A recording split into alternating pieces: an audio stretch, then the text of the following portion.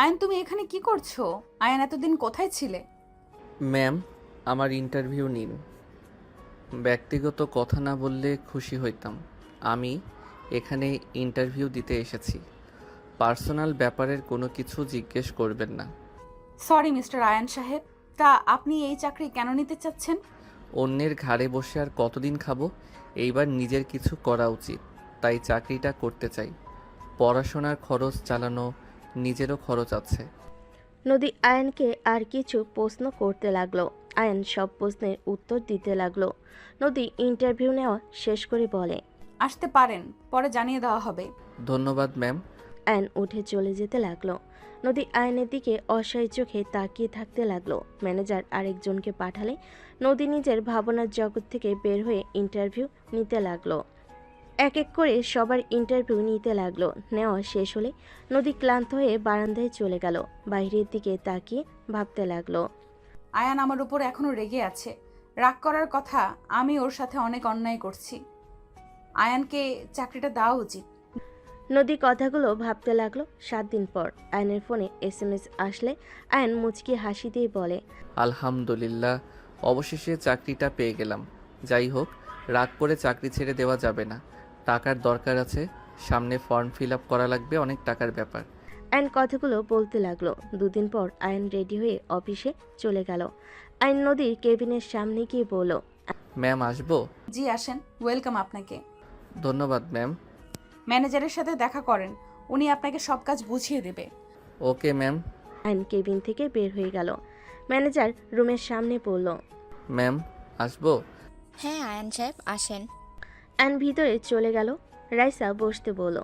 Ion বসলো। Ion বলে উঠল, আমার কাজটা বুঝিয়ে দিতে বলছে ম্যাম। একটু অপেক্ষা করো। আয়ন বসে থেকে অপেক্ষা করতে লাগলো। 10 মিনিট পর বারান্দা থেকে এসে আয়নকে বুঝিয়ে সবকিছু বলতে লাগলো। আয়ন বলে উঠল, ওকে ম্যাম, ধন্যবাদ। সাবধান, ম্যাম কিন্তু অনেক রাগী, কাজ ঠিকভাবে করো। ঠিক আছে ম্যাম। আয়ন রাইসার কেবিন থেকে বের হয়ে নদীর কেবিনের দরজা খুলে অনুমতি নিবে। আয়নের বুকের ভিতর ঢুক করে উঠল। নদী তাড়াতাড়ি করে ওর বয়ফ্রেন্ড রনিকে সরিয়ে দিল। আয়ান বলে ওঠে, সরি ম্যাম। ও হট করে দরজা খোলার সাহস কে দিয়েছে তোমাকে? নক করে দরজা খুলতে হয়ে পারো না? সরি, বুঝতে পারি নাই। মুডটাই নষ্ট করে দিলে। রনি চুপ করবে? আয়ান, ভেতরে আসেন। ম্যাম, আপনারা থাকেন, ফ্রি হইলে আমাকে ডাক দিয়েন। সমস্যা নাই, আপনি আসেন। আয়ন ভিতরে গেল।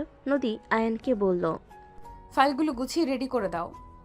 আয়ন ফাইলগুলো নিয়ে সোফায় বসলো। টেবিলের উপর রেখে এক এক করে দেখতে লাগলো। আয়নের চোখের কোণায় এক ফোঁটা পানি গড়িয়ে পড়ল। আয়ন সাথে সাথে তা মুছে ফেল। নদী আয়নের চোখে পানি দেখে নিজের অজান্তেই বুকের ভিতর ধক করে উঠল। রনি বলে ওঠে, এই ছেলে, বাইরে গিয়ে ফাইলগুলো দেখো। বাহিরের কোথায় বসে কাজ করব? আমি আপনাদের দিকে তাকাচ্ছি না, আমি নিচের দিকে তাকিয়ে আছি। কাজ বাদে অন্যদিকে তাকানোর সময় আমার নাই। এত বড় সাহস, বেয়াদবের মতো কথা বলছোস। মাফ করবেন। আয়ন নিচের দিকে তাকিয়ে থেকে কাজ করতে লাগলো। আয়নের চোখের কোণায় পানি টলমলো করতে লাগলো। রনি নদীর কোমর ধরে টেবিলের উপর বসিয়ে দিল। নদীর মুখে হাত দিয়ে বলে, তোমার গালগুলো ইচ্ছে করছে একদম খেয়ে ফেলে। তুমি এত সুন্দর কেন? তোমাকে যত দেখি ততই যেন প্রেমে পড়ে যাই। আয়ান রাগের সামনে থাকার গ্লাসটা পানি খেয়ে চেপে ধরল। রনি নদীকে কিস করতে যাবে, সাথে সাথেই আয়ান হাতের চাপে গ্লাস ভেঙে যাওয়ার শব্দ পেয়ে নদী চমকে উঠল। পিছনে তাকাতেই আয়নের হাত রক্ত দেখে আয়ন হাত সাথে সাথে মুছতে লাগলো।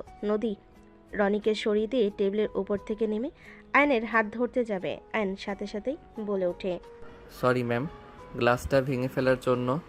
আপনার পেমেন্ট থেকে গ্লাসের দাম রেখে দিয়েন, আমি হাত ধুয়ে আসছি। হাত দাও বলছি। হাতের ভেতরে কাজ ঢুকে গেছে, বারবার সার দিয়ে মুছো। কাচের টুকরোর সাথে তো আরো ক্ষত যাচ্ছে। নদীর কথা শুনে আয়ন চোখের পানি গড়িয়ে পড়তে লাগলো আর হাসতে লাগলো। হা হা। ম্যাম, হাতের ক্ষত থেকে বুকের ভিতরে ক্ষতটা তীব্র ব্যথা, সেইটা সহ্য করতে পারলে এটা তো কিছুই না ম্যাম। ম্যাম, আপনার ওয়াশরুমে গেলাম। কথাটা বলে ওয়াশরুমের দিকে চলে গেল। নদী চুপ করে আয়নের চলে যাওয়ার দিকে তাকিয়ে দেখতে লাগলো। রনি বিরক্ত হয়ে বলে, এই ছেলেকে তোমার চয়েস করা লাগলো? মেয়ে কোনো এমপ্লয়ও নিতে পারো নাই? আর ছেলেটাই কি পাগল নাকি? হাত দিয়ে চাপ দিয়ে গ্লাস ভাঙলো। আমার তো মনে হয় ওর মাথা সমস্যা আছে। কাজ করতে দিয়ে সেখানে এইসব করছে, আবার বলে মনের খাত। পাগল ছাগল কোথাকার। জাস্ট শাট আপ রনি, এখান থেকে যাও, ভালো লাগছে না, কাজ করতে দাও। মানে কি? তুমি আমার উপর রাগ করে দেখাচ্ছ? আরে তুমি নিজেই বলছো আজকে তুমি আমাকে কিস করতে দিবে, আমার বার্থডের জন্য যা চাইবো তাই দিবে, তাহলে এখন এইসব কি? বলছি এখন ভালো লাগছে না, যাও, কাজ করতে দাও, অনেক কাজ আছে। আর দেখো, বিয়ের আগে এসব করা আমার পক্ষে সম্ভব না। আমার এসব ভালো লাগছে না। নদী, রাগ কিন্তু হচ্ছে। প্লিজ রনি যাও, কাজ আছে, বুঝতে পারছো না কেন? রাতে তোমার জন্মদিনের পার্টি, সেখানে যেতে তো তাড়াতাড়ি করতে হবে। ওকে ছেড়ে দিলাম। রনি কথাটা বলে বের হয়ে গেল আর মনে মনে ভাবতে লাগলো। শালি এতদিন রিলেশনে একটু কাছে আসতে দেয় না। কত মেয়ে আমার জন্য পাগল, আর এই শালির ভাব কত। পার্টিতে একবার আয়, তোর দেমাগ ভেঙে দেব। অনেক সহ্য করেছি, আর না। রনি কথাগুলো বলে চলে গেল। রনি আয়ন ওয়াশরুম থেকে ফ্রেশ হয়ে বের হলো। আয়ন কাগজের দিকে তাকিয়ে দেখে কাগজের কানিতে রক্ত লাগছে। আয়ন তো বলতে লাগলো, সরি ম্যাম, প্রথম দিনে গন্ডগোল করে দিলাম। আমি এইটা অন্য কাগজে ফিল আপ করে দেই। নদী কিছু না বলে ফার্স্ট এইড বক্স বের করে নিয়ে এসে আয়নের কাছে গিয়ে বসলে আয়ন সাথে সাথেই উঠে বলে, ম্যাম কি করছেন? আমার সাথে বসছেন? বসো। দুঃখিত ম্যাম, আপনার সাথে বসার যোগ্যতা আমার নাই। নদী টান দিয়ে বসিয়ে দিল। আয়ন নদীকে বলতে লাগলো, ম্যাম, আমি সামান্য আপনার সাহায্যকারী। আমার সাথে এমন ব্যবহার আপনার মানাচ্ছে না। কোনটা মানাবে আর কোনটা মানাবে না সেটা আমি বুঝে নেব। ম্যাম, আপনি আমার বস। আপনি আপনার মতো থাকেন। আমার ব্যক্তিগত ব্যাপারে নাক গলাবেন না। চুপ, একদম চুপ, মেজাজ গরম করবে না, হাত দাও। নদী আয়নের হাত টান দিয়ে নিজের কাছে নিয়ে আসতেই আয়নের বুকে এসে লাগলে। নদী ব্যথা পেলে আয়ন বলে উঠল। সরি ম্যাম, আমি বুঝতে পারি নাই আপনি আমাকে জোর করছেন। নদী বুকে এক হাত রেখে আয়নের হাত ধরে বলল। চুপ করে থাকবে প্লিজ। আয়ন চুপ করে বসে থাকলো। নদী আয়নের হাতের কাছের টুকরোগুলো বের করতে লাগলো। আয়ন নড়ে উঠল। নদী ফো দিতে লাগলো আর বের করতে লাগলো। কাছের টুকরোগুলো বের করে পরিষ্কার করে দিতে লাগলো। রাইসা অনুমতি নিয়ে ভিতরে আসলে অবাক হয়ে যায়। রাইসা বলে ওঠে, আয়ান, কি হয়েছে আপনার? আর ম্যাম, আপনি কেন করছেন? আমার কাছে দিন, রনি স্যার জানলে অনেক রেগে যাবে। রাইসা নদীকে তুলে দিয়ে আয়নের হাত পরিষ্কার করতে লাগলো। রাইসাকে আয়নকে এভাবে স্পর্শ করতেই দেখি নদীর রাগ হতে লাগলো। আয়ন রাইসার দিকে তাকিয়ে বলে, ম্যাম আপনি ছাড়েন। এভাবে হাত কাটলো কিভাবে? হুট করে কেটে গেছে। আয়ন রাইসার কথা বলতে লাগলো। রাইসা আয়নের হাতে ব্যান্ডেজ করে দিয়ে উঠে বলতে লাগলো। ওইখানে টাইপিং করে নিলে হবে। আহ, রাইসা ঘুরে উঠে কথা শেষ করতে পড়ে গেল। আয়ন তাড়াতাড়ি রাইসাকে তুলে বলে, ম্যাম দেখে হাঁটবেন না, আপনার হাঁটু দিয়ে তো রক্ত পড়ছে। কাজ ঢুকে গেছে নাকি?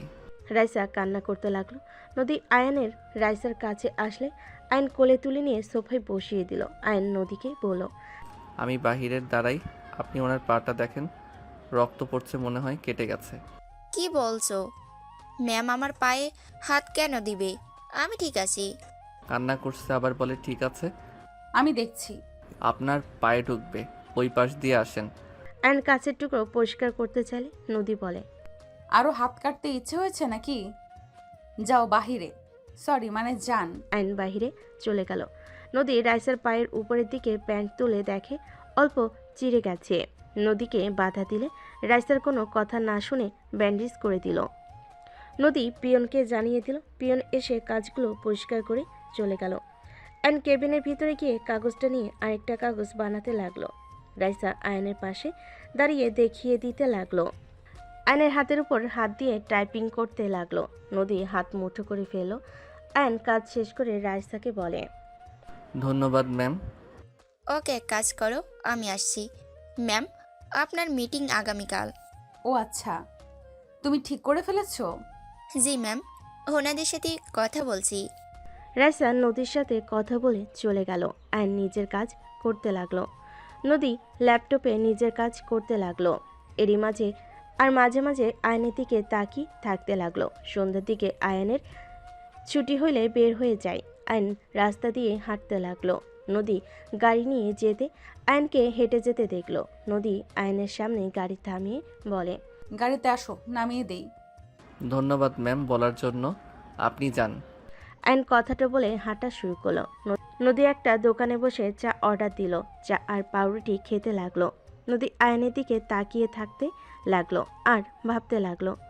নদী, তুই ওকে নিয়ে এত ভাবস কেন? তুই তো ওকে ভালোবাসিস না আর সহ্যও করতে পারস না, তাহলে কেন ওকে নিয়ে ভাবছিস? ওই যা ইচ্ছা করুক, তাতে তোর কি? তুই তো রনিকে ভালোবাসিস। তাড়াতাড়ি ওকে ডিভোর্স দিয়ে দিতে হবে। এই বিয়ে তো জোর করে দেওয়া হয়েছিল। নদী কথাগুলো ভাবতে ভাবতেই ড্রাইভারকে চলে যেতে বলল। নদী চলে গেল। আয়ন চা পাউরুটি খেয়ে বিল দিয়ে রাস্তা দিয়ে হাঁটতে লাগলো। ব্রিজের উপর উঠে বসে পড়লো। বসে থেকেই ভাবতে লাগলো। ফ্ল্যাশব্যাক। তুই নিজেকে কি ভাবস? আমার স্বামী, আমি তোমাকে স্বামী হিসেবে মানি না। আমি মরে গেলেও তোকে আমার স্বামী হিসেবে মানবো না। আমি তোকে পছন্দ করি না, জীবনে করবও না। দয়া করে আমার লাইফ থেকে চলে যা। নদী, আমি তো তোমাকে বিয়ে করতে চাই নাই। আমাকে ব্ল্যাকমেইল করে তোমার সাথে বিয়ে দিয়েছে। আমি সত্যি তোমার সাথে কিছু করি নাই। তুমি অজ্ঞান হয়ে গেছিলে। আমি তোমাকে জাস্ট আমার ঘরে জায়গা দিয়েছিলাম। তাহলে তো হয়ে গেল। আমিও তোকে ভালোবাসি না, তুইও না। তাহলে দয়া করে আমার পেছনে পেছনে আসিস না। ডিভোর্স লেটার দিলে সাইন করে দিস। তুমি অসুস্থ, এভাবে এখান থেকে যাওয়া তোমার ঠিক হবে না। আমি তোমার থেকে স্ত্রীর অধিকার চাইবো না।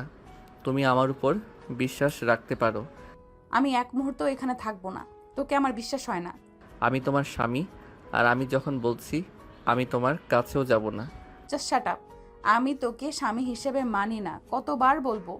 মানতে হবে না, জ্বরওয়ালা মানুষ শুয়ে থাকেন। অ্যান কথাগুলো বলে ঘর থেকে বের হয়ে গেল। হঠাৎ অ্যান ভাবনার জগৎ থেকে বের হয়ে দেখে ওর সামনে একটা বাচ্চা ছেলে এসে বলছে, ভাইয়া আমাকে কিছু টাকা দিবেন, অনেক ক্ষুধা লাগছে, আমি 4 দিন ধরে কিছু খাই নাই। অ্যান ছেলেটাকে বলে। তোমার বাবা মা নাই?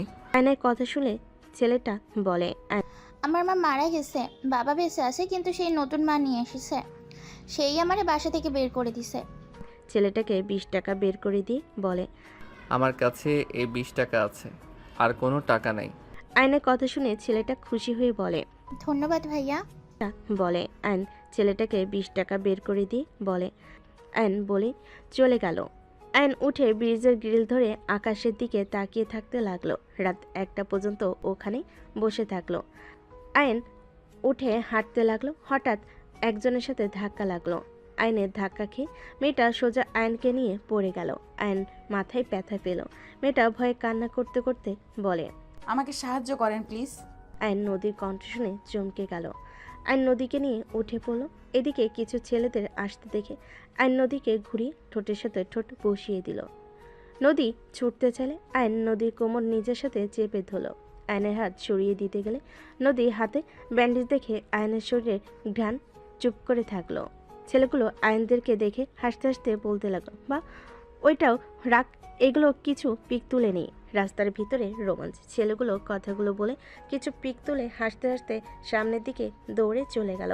আয়ন নদীকে ছেড়ে দিলে নদী আয়নকে দেখে শক্ত করে জড়িয়ে ধরে কান্না করতে করতে বলল, আয়ান, তুমি? আমি তো ভয় পেয়ে গেছিলাম। আয়ন নদীকে সরিয়ে দিয়ে পাজকলে তুলে নিল। নদীকে নিয়ে হাঁটতে লাগলো। নদী আয়নের গলা জড়িয়ে ধরে অঝরে কান্না করতে লাগলো। আয়ন ওইখান থেকে হেঁটে সোজা ওর বাসায় নিয়ে গেল। দরজার সামনে নামিয়ে দিয়ে সেকল খুলে দিয়ে বলল, ভিতরে আসেন। আপনার বাসায় যাওয়ার জন্য গাড়ি এখানে পাওয়া যাবে না, অনেক রাত হয়ে গেছে। এখানে রাতটা থেকে যান, আর না হয় আপনার ড্রাইভারকে কল দেন। আয়ন কথাগুলো বলে ঘরের ভিতর ঢুকে পড়ল। নদী ঘরের ভিতরে ঢুকে সোজা আয়নকে পিছন থেকে জড়িয়ে ধরে হাউমাউ করে কান্না করতে লাগলো আর বলতে লাগলো, আয়ান, আমাকে ক্ষমা করে দাও। আমি যার জন্য তোমাকে এত কষ্ট দিয়েছি, অপমান করেছি, সেই মানুষটা আজ আমার ইজ্জত কেড়ে নিতে চেয়েছিল। এইটা আমার পাপের শাস্তি। হাজব্যান্ড থাকতেও আমি বয়ফ্রেন্ডকে আপন ভেবেছি। তুমি আমাকে ক্ষমা করে দাও প্লিজ। আয়ন পিছনের দিকে ঘুরে নদীকে সরিয়ে দিয়ে বলে, কান্না থামান। আমার ঘরে খাবার নাই, যে খাইতে দিব। ফ্রেশ হয়ে শুয়ে পড়েন, আর না হয় আপনার ড্রাইভারকে কল দিয়ে আসতে বলেন। আমি কোথাও যাব না, আমার খাবার লাগবে না। আয়ান, দয়া করে আমাকে ক্ষমা করে দাও। আমি তোমার পায়ে পড়ছি, আমাকে একবার ক্ষমা করে দাও। আমি তোমার ভালো স্ত্রী হয়ে সারা জীবন কাটিয়ে দেব।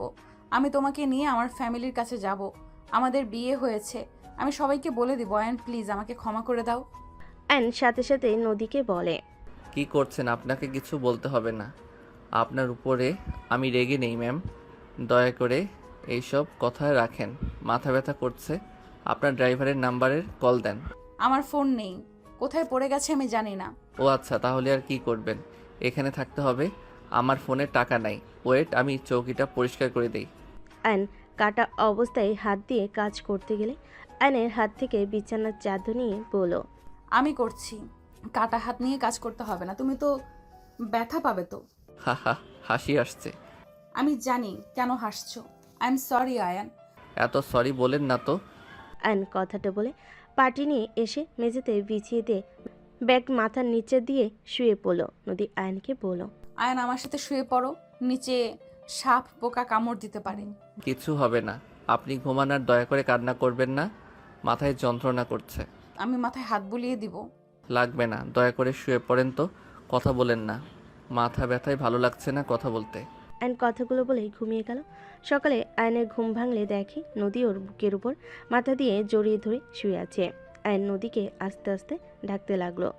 নদীর ঘুম ভাঙলে দেখে আয়ন ডাকছে। নদী আয়নের বুকের উপর থেকে উঠে বলে, তোমার জ্বর নাকি? শরীরে তো গরম কেন? নদী আয়নের কপালে হাত দিয়ে চেক করে দেখে বলল, তোমার তো জ্বরে শরীর পুড়ে যাচ্ছে। আমার কথা ভাবা লাগবে না। আর উপরে শুয়ে থাকা বাদ দিয়ে আমার কাছে কেন শুয়ে পড়ছিলেন? হাজবেন্ড নিচে শুবে আর আমি উপরে ঘুমাবো? ন্যাকামি করবেন না দয়া করে। যাই হোক, ফ্রেশ হয়ে নিবেন, চলেন। আয়ন নদীকে তুলে রুম থেকে বের হয়ে কলপারে নিয়ে গেল। ডান হাত দিয়ে কল চাপ দিয়ে পানি বের করতে লাগলো। নদী হাত মুখ ধুয়ে বলে, তুমি ধুয়ে নাও, আমি পানি চেপে দেই। লাগবে না। আয়ন ডান হাত দিয়ে চাপ দিয়ে পানি ধরতে গেলে আগের পানি পড়ে যেতে লাগলো। নদী হাতে পানি নিয়ে আয়নের মুখ ধুয়ে দিতে লাগলো। আয়ন কিছু বলল না। আয়নের হাত মুখ ধোয়া হয়ে গেলে বলল, ধন্যবাদ ম্যাম। ম্যাম কেন বলছো? আমি তোমার বউ, আমাকে নাম ধরে ডাকতে পারো। আপনি আমার বস। এটাই আপনার সাথে আমার সম্পর্ক। অন্য কোনো সম্পর্ক আমাদের নাই। আয়ন কথাটা বলে চলে গেল। তোয়ালে হাতে নিয়ে নদীকে দিয়ে বলল, মুছে নেন, মুছে এখান থেকে চলে যান। আমি তোমাকে নিয়ে এখান থেকে যাব। আমি যাব না, আপনি চলে যান। আমি তোমাকে ছাড়া যাব না, বলছি না? আপনার অফিসের সময় হয়ে গেছে, যান। বললাম তো যাব না। ওকে, পড়ে থাকেন, আমি অফিসে গেলাম। অ্যান শার্ট খুলতেই নদী লজ্জের পিছনে ঘুরে তাকালো। অ্যান শার্ট পরতে লাগলো। দু হাত দিয়ে বোতাম লাগাতে হাতে অল্প ব্যথা পেল। প্যান্ট চেঞ্জ করতে চাইলে নদীকে বলে, ওই দিকে ঘুরে তাকিয়ে থাকেন, পিছনে তাকাইয়েন না। ঠিক আছে। অ্যান প্যান্ট চেঞ্জ করে নিতে লাগলো। চেঞ্জ করে নদীকে কিছু না বলে বের হয়ে গেল। নদী আয়নকে বলতে লাগলো, ওরা যদি আবার আসে আমাকে একা রেখে চলে কেন যাচ্ছ? আমাকে সময় মতো অফিসে যেতে হবে। অফিসের বস না থাকলে বকা কে দিবে? রাইসা ম্যাম আছে। কত ম্যাম আছে? আমাকে নিয়ে চলো, আমি এখানে একা থাকবো না, ভয় লাগে। আসেন। আয়ন ঘরের শেকল লাগিয়ে দিয়ে নদীকে নিয়ে হাঁটতে লাগলো। আয়ান বলে ওঠে, কষ্ট করে হেঁটে যেতে হবে। আমার কাছে 1 টাকাও নাই যে গাড়ি ভাড়া করব। তোমার কাছে টাকা নাই আমাকে একবারও বলো নাই কেন? আপনি কে যে আপনাকে বলতে হবে? তাই বলে না খেয়ে থাকবে নাকি?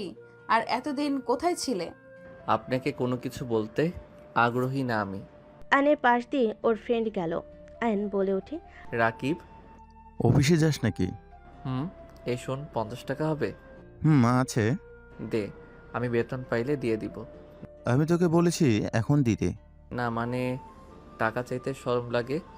ফালতু আমার সামনে ন্যাকামি করবি না। আমি তোর ফ্রেন্ডই নই। আয়ন রাকিবের হাত থেকে টাকা নিয়ে বলল, ধন্যবাদ দোস্ত, এই দিন এইটা দিয়ে বাসায় চলে যান। লাগবে না। নিতে বলছি, নেন। কইলাম তো যাব না, তোমার সাথে হেঁটে যাব। আমার এত ন্যাকামি ভালো লাগছে না। এই নেন, যান চলে। কে রে এটা? কেউ না, তুই যা, আমি যাচ্ছি। আয়ন নদীর হাতে টাকাটা দিয়ে হাঁটা শুরু করে দিল। নদী ওর পিছনে যেতে নিবে, তখন আর সামনে দিয়ে গাড়ি থামলে। নদী চলে গেল। আয়ন অফিসে চলে গেল। অফিসে গিয়ে নদীর কেবিনে গিয়ে বসে থাকতে লাগলো। কেবিনটা গোছাতে লাগলো। গোছানো শেষ করে সোফায় বসে থাকতে লাগলো। নদী 10টার দিকে অফিসে আসলে আয়ান উঠে সালাম দিল। নদী আয়ানকে বলল, এগুলো খেয়ে নাও। ম্যাম, আপনি বস হয়ে নাটক করবেন না তো? যা বলছি তাই করো। এত ন্যাকামি করলে আমি আপনার অফিসের জব ছেড়ে দিব। না খেয়ে থাকবে নাকি? গতকাল সন্ধ্যায় চা একটা রুটি খাইছো। দেখো তাড়াতাড়ি খেয়ে নাও, মাথা ঘুরে পড়ে যাবে না খেয়ে থাকলে। এত ভাবা লাগবে না।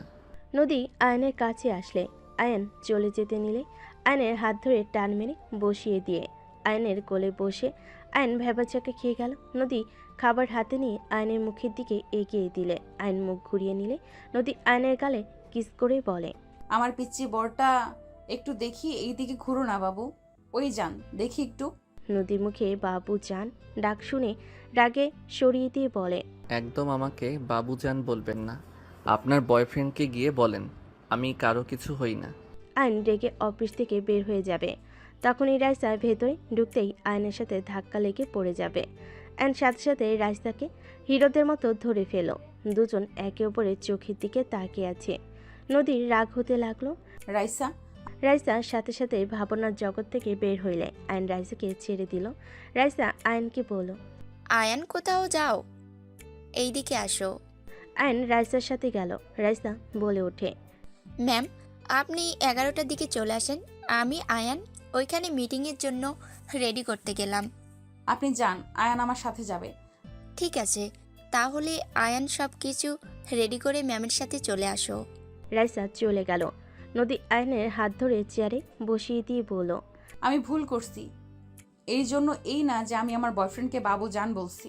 দেখলাম তো যে মানুষ বয়ফ্রেন্ডকে কিস করতে দেয়, সেই মেয়ে যে আর কি কি করছে সেটা আমাকে আর বোঝাতে হবে না। কি বলতে চাও তুমি? আমার বয়ফ্রেন্ডের সাথে আমি নোংরামি করছি? তো কি, কতবার শারীরিক সম্পর্ক করছেন সেখানে বলেন আপনি বাবুজান বলেন না। আমার কপালে কি বোকা লেখা আছে নাকি? আর কি বলেন আপনার বয়ফ্রেন্ড রেপ করতে দিয়েছিল? So funny. আয়নের কথা শুনে নদীর রাগ কন্ট্রোল করতে পারল না। থাপ্পড় মারল ঠাস ঠাস করে। আয়ন রেগে নদীর হাত ধরে ধাক্কা মেরে ফেলে দিয়ে বলে, কি পাইছস আমাকে? হ্যাঁ, আমি খেলনা পুতুল যে তোর মনের ইচ্ছে শুধু থাপ্পড় মেরে যাবি? তোর অফিসের চাকরি তুই কর, আমাকে করতে হবে না। আল্লাহর কাছে কতবার কইলাম তোর সামনে যেন না পড়ি। সেই তোর অফিসে চাকরি হলো, যত সব ফালতু কপাল নিয়ে জন্মগ্রহণ করছি, সব সময় খালি ঝামেলা লেগে থাকে। আয়ন রেগে কথাগুলো বলে বের হয়ে গেল। নদী চেয়ারের সাথে কপালে ব্যথা পেয়ে ওইখানেই অজ্ঞান হয়ে গেল। আয়ন অফিস থেকে বের হয়ে রাস্তা দিয়ে আনমনে হাঁটছিল। হঠাৎ করে আয়নের সামনে একটা গাড়ি এসে থামলো। আয়ন কিছু বলার আগে কয়েকজন জোর করে আয়নকে তুলে ফেলল। 3 সপ্তাহ পর। ম্যাম, হুট করে ছেলেটা উধাও হয়ে গেল, কোনো খোঁজ খবর নাই। ওনার ঠিকানায় গেলাম, কেউ বলতে পারে না। বাদ দাও, যাই হোক সবাইকে ছুটি দিয়ে দিও, আমি বের হচ্ছি। নদী বের হয়ে গেল। গাড়ি নিয়ে সোজা বাসায় চলে গেল। ফ্রেশ হয়ে রেডি হয়ে বাবা মা ভাই বোনের সাথে বের হয়ে গেল। সন্ধ্যার ভিতরে নদীর আব্বুর বড় চাচার বাড়ির সামনে গিয়ে নামলো। 5 জন বাসার ভিতরে গেল। দেখে একজন ফুলদানি টি টেবিলে বাড়ি দিয়ে বলছে, আমি বলছি না আপনাদের সাথে আমি থাকবো না, বারবার কেন আমাকে এখানে নিয়ে আসেন?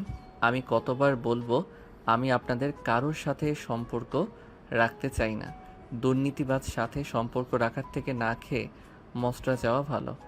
আইন কথাগুলো বলে পিছনে ঘুরে চলে যেতে নিবে। আইন নদী দুজনকে একে অপরকে দেখে চমকে গেল। নদী আইনকে বলল, আপনি এখানে?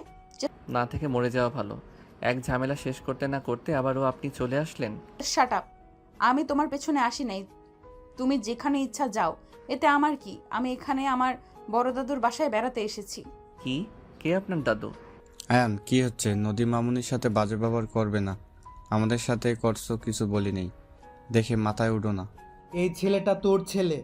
হ্যাঁ ভাবি, মামুনি ভিতরে আছেন। আইনকে দেখলে নদীর রাগ হতে লাগলো। নদী নিজের রাগ কন্ট্রোল করতে না পেরে চলে যেতে নিয়ে না গিয়ে আবার পিছনে কয়েকবার পিছিয়ে এসে আইনের গালে ঠাস ঠাস করে থাপ্পড় মারল। সবাই চমকে গেল। নদীর থাপ্পড় খেয়ে আইন হাত দিয়ে গাল চেপে ধরে বলল, এইটা কি করলেন? আপনার এত বড় সাহস কে দিয়েছে আমাকে মারার? সাহস কোথা থেকে পেলেন? নদী রেগে বলে। আয়নের আগুন ধরে নিচের দিকে নামিয়ে দিয়ে বলল, একদম আমার সামনে আঙুল নাড়িয়ে কথা বলবে না। তোমাকে কেন থাপ্পড় মারছি ভালো করে ভেবে দেখো। তুমি আমাকে ভুয়া পরিচয় দিয়েছো, তুমি আমাকে প্রতিনিয়ত ঠকিয়েছো। নদী কথা শুনে আয়ন হাসতে লাগলো। ঠকিয়েছি আমি? নিজে একটু ভেবে দেখেন তো আসলে কে কাকে ঠকিয়েছে। ম্যাম, আমি যেমন আমি সেইটাই আপনাকে দেখেছি। আমি এই ফ্যামিলিতে থাকি না, আমি আমার মতো চলতে ভালোবাসি। আমি এইসব অন্যায়কারীদের খাবার খেয়ে বাঁচি না, নিজের ইনকামে নিজে চলার চেষ্টা করি। ওই কিসের অন্যায় রে? কি বলতে চাও? হ্যাঁ, ম্যাম আপনার অফিস না, চিল্লাবেন না। নদী, তুই আয়ানকে চিনিস? খুব ভালো করে চিনি। বাহ, আপনি আবার আমাকে ভালো করে চেনেন, শুনে ভালো লাগছে। ভাইয়া প্লিজ থামো না, এমন করো না। ভাইয়া প্লিজ যেও না এই বাসা থেকে। আতিয়া আয়নের কাছে এসে জড়িয়ে ধরলো। নদী আয়নকে বলল, ন্যাকামি না করে এখান থেকে গেলে কি হয়? না খেয়ে থাকো, তারপর এত জেদ কিভাবে আসে? ম্যাম কতবার বলবো আমার পার্সোনাল ব্যাপারে নাক গলাবেন না। আয়নের কথা শুনে নদী রেগে বলে, তুমি কি বলতে চাও? তোমার কিসের পার্সোনাল ব্যাপার? তুমি ভুলে যাও না আমি কে। মানি না। আর কোনো কথা আছে? আয়ন চলে যেতে নিলেই নদী আয়নের কলার ধরে টেনে নিজের দিকে ঘুরিয়ে বলে, তুমি না মানার কে? তুমি এই বাসা থেকে এক পাও যেতে পারবে না। তোমার কি লজ্জা করে না বাবা মা ভাই বোনদের কষ্ট দিতে? এত ভালো মানুষ তুমি, নিজে কত অন্যায় করেছো, সেই সব কি তোমার চোখে পড়ে না? আমি কি অন্যায় করলাম? তুমি নিজেই ভেবে দেখো তুমি কি করতে চাইছো, কি করছো। আর তুমি কি বলো ওনারা অন্যায় করে টাকা ইনকাম করছে? একবার ভেবে দেখো তো, এই দুনিয়াতে টাকা ছাড়া চলা কি সহজ? এইসব ওনারা কার জন্য করছে? তোমাদের জন্যই তো নাকি?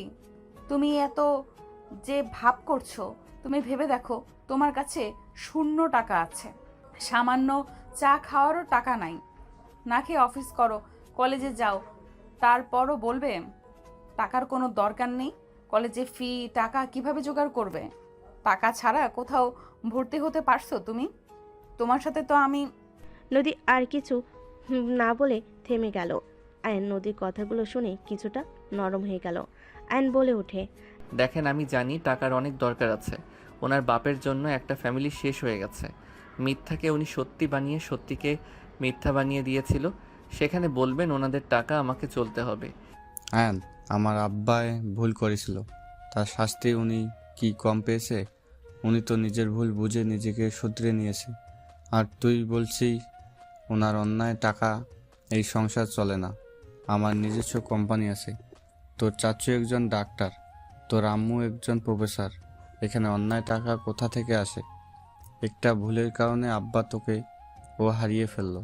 তুই এসএসসি পরীক্ষার রেজাল্ট দিন রেগে বাসা থেকে বের হয়ে গেলি। আব্বা মৃত্যু আগে তোকে কতবার দেখতে চেয়েছে, তুই আসিস নাই। তারপর বলবি শাস্তি কম পেয়েছে? আয়ান, আমি বুঝতে পারছি তুমি অন্যায় মেনে নিতে পারো না, বাট অতীতের বিষয় নিয়ে ভেবে বসে থাকলে হবে বলো? এইসব বাদ দিয়ে সবার সাথে থাকার চেষ্টা করো। প্লিজ রাগ করা বন্ধ করে রুমে যাও। আয়ন কিছু না বলে সিঁড়ি বেয়ে চলে গেল। সবার মুখে হাসি ফুটে উঠল। আয়নের আব্বু বলে, ধন্যবাদ আম্মু, ওই তোমার কথা শুনেছে। ধন্যবাদ আপু। আতিয়া নদীকে জড়িয়ে ধরল। নদী আতিয়াকে জড়িয়ে ধরল। নদী এক এক করে সবার সাথে পরিচয় হতে লাগলো। আয়ন রুমে গিয়ে খাটের উপর বসে থেকে ভাবতে লাগলো, এইটা আবার কোথা থেকে কাজিন হতে আসলো? যত সব সময় খালি আমাকে আঘাত করার জন্য মানুষ চলে আসবেই, যাকে দেখবো না সেই আবার এসে হাজির হইল। আয়ন কথাগুলো ভাবতে লাগলো। আয়ন সিগারেটের প্যাকেট বের করে লাইটার দিয়ে আগুন ধরাতে যাবে, সাথে সাথে আতিয়া রুমে আসলে আয়ন সিগারেট লুকিয়ে ফেলো। আয়নকে দেখে আতিয়া বলে, ভাইয়া তোমাকে খাওয়া দেই? সরি বনু। সরি কেন বলছো ভাইয়া? প্লিজ ভাইয়া, তুমি আমাদের ছেড়ে যেও না। দেখো তোমার শরীরের অবস্থা কি হয়েছে, একদম শুকিয়ে গেছো। ওকে যাব না। সত্যি? হ্যাঁ সত্যি। আতিয়া আয়নকে খাওয়াই দিতে লাগলো। আয়ন আতিয়ার হাতে খেতে লাগলো। বনু আর খাবো না। ঠিক আছে, আর এক লোকমা নাও। আয়ন আতিয়ার দিকে তাকিয়ে বলল। আতিয়া খাওয়াই দিয়ে চলে গেল। আয়ন খাটে শুয়ে থেকে টিভি দেখতে লাগলো। সন্ধ্যার দিকে আয়ন রুম থেকে বের হইল, নিচে গেল, দেখে সবাই বসে আছে। হঠাৎ করে কলিং বেল বেজে উঠলে কাজের মহিলাটা দরজা খুলে দিল। আয়নর আব্বুকে কিছু বলবে তার আগে একজন বলে ওঠে। জান, তুমি কবে এসেছো? আর তুমি এসেছো আন্টি তো আমাকে একবারও বলে না। কি বলবো, উনি সকালে এসেছে, নানা বাড়িতে ছিল। তুলি আয়নের কাছে এসে ধাক্কা দিয়ে নদীর পাশে বসিয়ে দিয়ে গলায় হাত দিয়ে আস্তে চেপে ধরে বলে, মেরে ফেলবো। নানা বাড়িতে থেকে আমার কথা মনে পড়ে না তাই না? বাবা মায়ের সাথে ঝামেলা হয়েছে। আমার সাথে কি হয়েছে? হ্যাঁ, আমার সাথে কেন রাগ দেখাও? তুলি ছাড়ো তো, আমি তোমার উপরে কবে রাগ দেখলাম? আরে শোনো, এখানে বসো, গলা ছাড়ো। আয়নর পাশে বসিয়ে দিয়ে হাত ধরে বলল, শোনো, বড় মামা একটু অসুস্থ ছিল, ওনাকে একটু দেখাশোনা করছি। হসপিটালে নেওয়া, মেডিসিন কেনা, সব কাজ আমাকে একা করতে হয়েছে। আর মোড ভালো ছিল না, রাগ করো না তো। তাই বলে একবার আমাকে বলবে না? আমি গিয়ে তোমাকে সাহায্য করতাম। ওরে পিচ্ছি, করবে আমাকে সাহায্য? হাসবে না বলে দিলাম। ছাড়ো, ফ্রেশ হয়ে আসি আর ছাদে যাও। আমি একটু বের হব। কোথায় যাবে? আমিও যাব। পশ্চিম পাড়া যাব। ও, রূপা আপুদের বাসায় যাবে? হুম। ওনার সাথে দেখা হয়েছিল, উনি তোমার কথা জিজ্ঞেস করছিল। ও আচ্ছা, যাবে নাকি আমি একা যাব? আমিও যাব। আঙ্কেল আন্টি আব্বু আম্মু আসলে বলবেন আমি আয়নের সাথে চলে গেছি। ঠিক আছে। আয়ন তুলি বের হয়ে গেল। নদী বলে ওঠে, আন্টি, এই মেয়েকে? আমার ছোট ননদের মেয়ে। আয়নের হবু বউ তাহলে এই মেয়ে? মাশাল্লাহ, দুজনকে অনেক সুন্দর মানিয়েছে। দোয়া করেন ওদের জন্য। মানে ওই মেয়েটা আয়নের হবু বউ? হ্যাঁ। কথাটা শুনে নদী চুপ হয়ে গেল। এদিকে আয়ন তুলি দুজন সাথীদের বাসে গিয়ে সবার সাথে সময় কাটিয়ে রাত 8টায় বাসে আসলো। দুজন হাসাহাসি করে বাসার ভিতরে ঢুকলো। নদী আয়ন তুলির দিকে তাকিয়ে থেকে দেখতে লাগলো। আয়ন তুলির আব্বু আম্মুকে সালাম দিয়ে বলল, শ্বশুর শাশুড়ি ব্যাপার কি? আপনাদের কি আমার বউ ঠিক মতো খেয়াল রাখে না নাকি যে শুকিয়ে গেছেন? আয়নের কথা শুনে সবাই হাসতে লাগলো। তুলির আম্মু কিছু বলার আগেই তুলি কোমরে হাত দিয়ে বলে, বাজে কথা বলবে না। আমার কথা কি তোমার শ্বশুর শাশুড়ি শুনে নাই কি? ঠিক মতো খায় না। বড় আপু কত বকা দেয়, তাও দুইজন শুনে না। কিছু বললে বলবে খেতে ইচ্ছে করছে না, তোর দুই বোন খেয়ে নে, চা বানিয়ে দিয়ে যাস। আহারে, বউটাকে শুধু শুধু ভুল বুঝলাম। আয়ন মাথায় আদর দিয়ে সাথে সাথে চুল টেনে দিলে। তুলি আয়নের দিকে রাগি লুক নিয়ে তাকাতেই আয়ন অন্যদিকে তাকিয়ে বলে, আমাকে মনে হয় কেউ ডাকছে। কেউ ডাকছে নাকি? কি করছে? ওয়েট। তুলি মারতে যাবে, সাথে সাথে আয়ন দৌড়ে শীতে উঠে মুখ ভেঙচি দিলে সবাই হাসতে লাগলো। নদীর আব্বু বলতে লাগলো, এই দুজন তো দেখি ভাই আর ভাবির মতো ঝগড়া করা শুরু করছে। ঠিক বলেছেন, আর ওনারা এখনো এই কাজগুলো করে। সবাই কথা বলতে লাগলো আর নদী বিরক্ত হয়ে উঠে চলে গেল। আয়ন রুমে গিয়ে ফ্রেশ হয়ে ছাদে চলে গেল। ছাদে গিয়ে দোলনায় বসে থেকে আকাশের দিকে তাকিয়ে থাকতে লাগলো। হঠাৎ করে কেউ একজন বলে উঠল, কি ব্যাপার মিস্টার আয়ন চৌধুরী? হবু স্ত্রীকে রেখে এখানে কি করেন? নদীর কণ্ঠ শুনে আয়ন পিছনের দিকে ঘুরে তাকিয়ে বলল, কি বলতে চান? কি বলবো, যা শুনছেন সেটাই বললাম। ওই আমার কাজিন হবু বউ না? আয়নের কথা শুনে নদী হাসতে লাগলো আর বলতে লাগলো, আয়ন চৌধুরী মিথ্যা কম বলেন।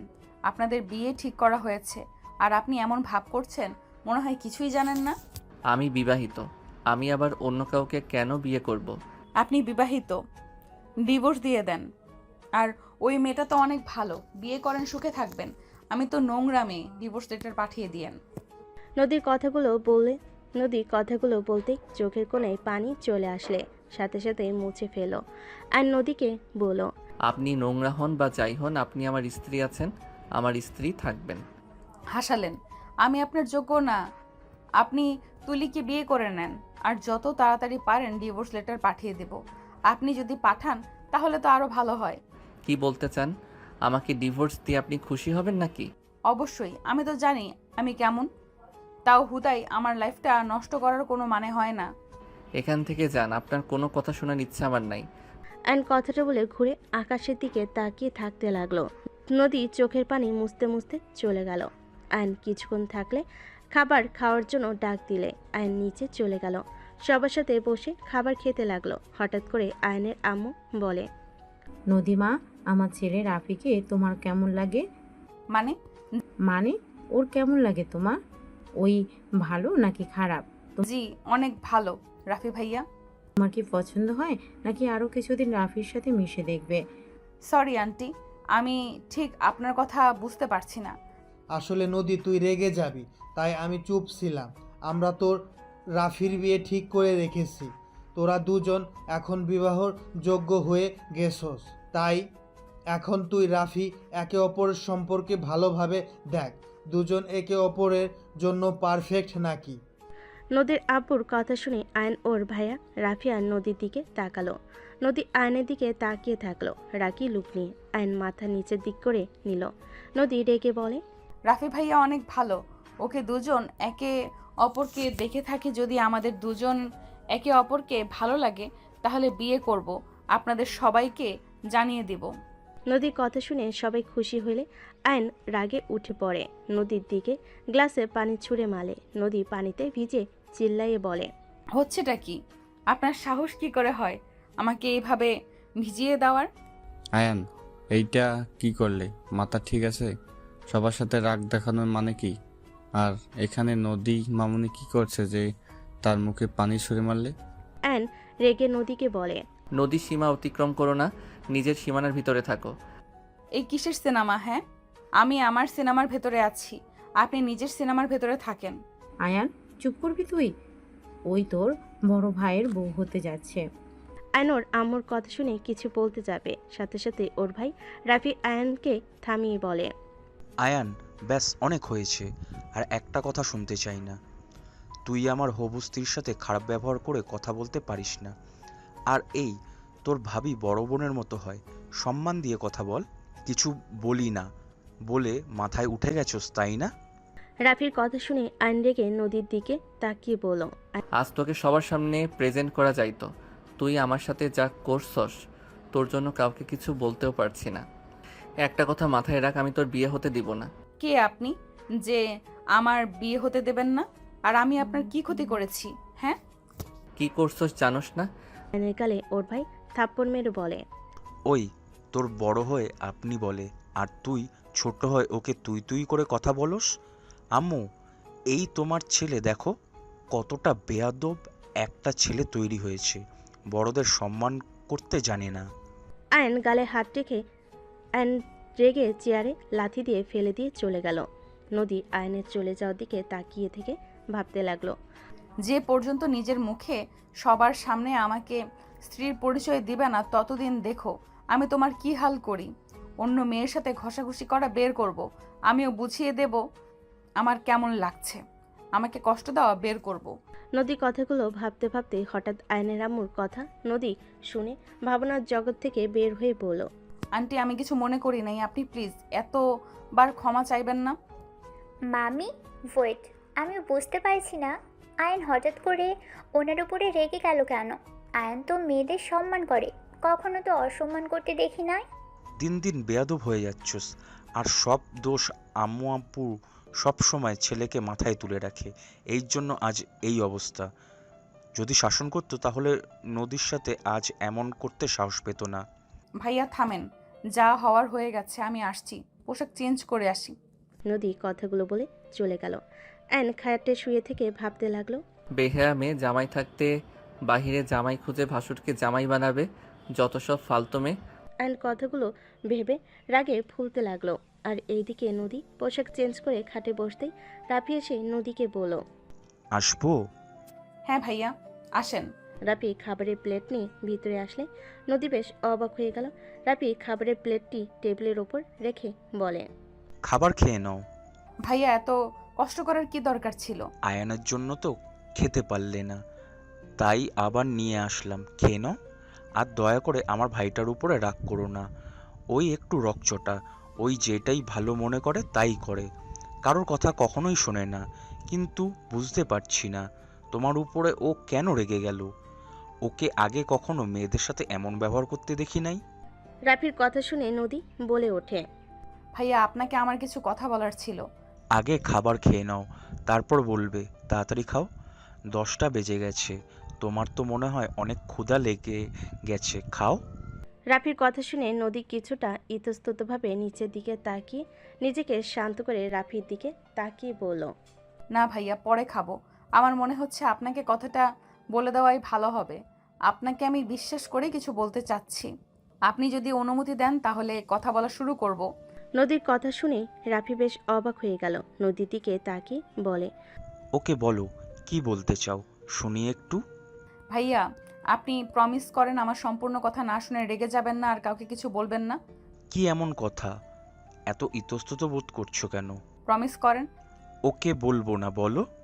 আয়নের রেগে যাওয়ার কারণ হইল আমি আয়নের স্ত্রী। নদীর কথা শুনে রাফি উঠে পড়ল বসা থেকে। নদীর দিকে অবাক দৃষ্টিতে তাকিয়ে বলে, এসব কি বলো? আয়ান কি আর তুমি কি এই আমাদের না জানিয়ে বিয়ে করতে পারে না? আমি সত্যি বলছি, আমাদের বিয়ে হয়েছে। আমি আপনাকে প্রথম থেকে সব খুলে বললে বুঝতে পারবেন। আয়ান ক্লাস 10-এ যে গ্রামে থাকতো, আমি সেখানে ট্যুরে গেছিলাম। আমি অসুস্থ হয়ে গেলে আয়ান আমাকে ওর বাসায় নিয়ে যায়। ওখানে আমি অজ্ঞান হয়েছিলাম, বাট ওখানে কিছু মানুষজন আমাদের অন্য কিছু ভেবে জোর করে বিয়ে দিয়ে দেয় ওর সাথে। আমার সংসার জীবন 7 দিনের ছিল। কি এত কিছু হয়ে গেছে? আয়ান আমাকে একবারও বলে নাই? শুধু আমাকে কেন, ফ্যামিলির কাউকেই বলে নাই? আসলে আমি ওকে স্বামী হিসেবে মানি নাই। আমি ওকে অনেক কষ্ট দিয়েছি। যেমন? নদী রাফিকে সবকিছু খুলে বলতে লাগলো। কথা বলা শেষ হলে বলল, এজন্য আমিও চুপ করে আছি। ওই যে পর্যন্ত আমাকে বউ হিসেবে সবার সামনে পরিচয় না দিবে, ততদিন পর্যন্ত আমি চুপ করে থাকবো। আর আপনার সাহায্য লাগবে। হ্যাঁ বলো, কি সাহায্য? নদী বাহিরের দিকে তাকিয়ে থেকে ভালোভাবে দেখে রাফিকে আস্তে আস্তে বলতে লাগলো।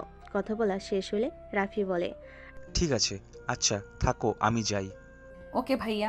রাফি চলে গেল। নদী খাবার খেতে লাগলো। আয়ন খাট থেকে উঠে সোজা নদীর রুম খুঁজতে লাগলো।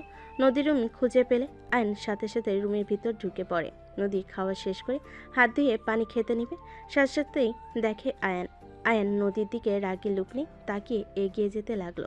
নদী বলে ওঠে, ওই এইভাবে এগিয়ে আসো কেন? আমার বউ, আমি আমার অধিকার চাই।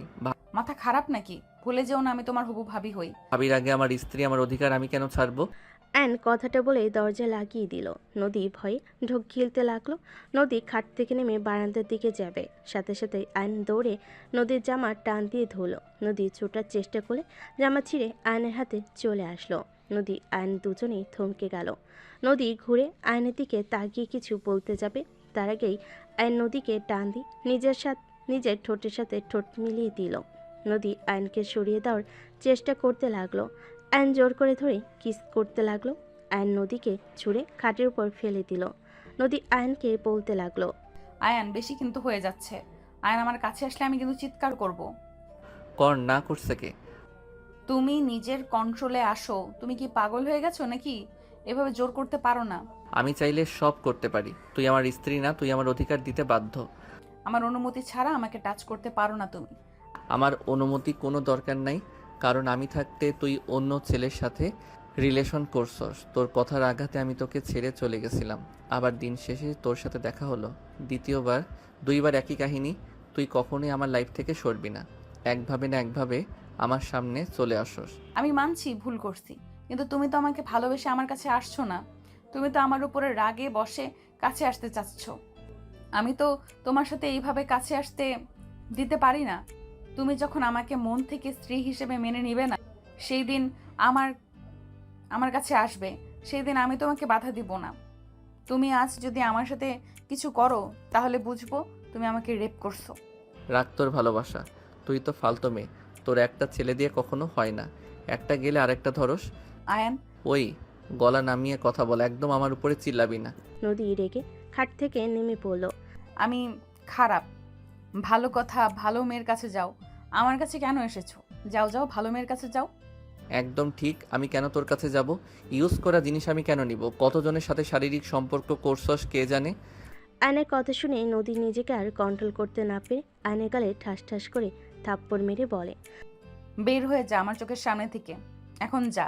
আমি হাজার মানুষের সাথে শারীরিক সম্পর্ক করছি, ভালো করছি। তুই যা এখান থেকে, আর তাড়াতাড়ি ডিভোর্স দিয়ে দিস। তোকে আমি কিছু বলতে চাই না। আমি কেমন আমার আল্লাহ জানে আর আমি জানি। চলে যা আমার সামনে থেকে।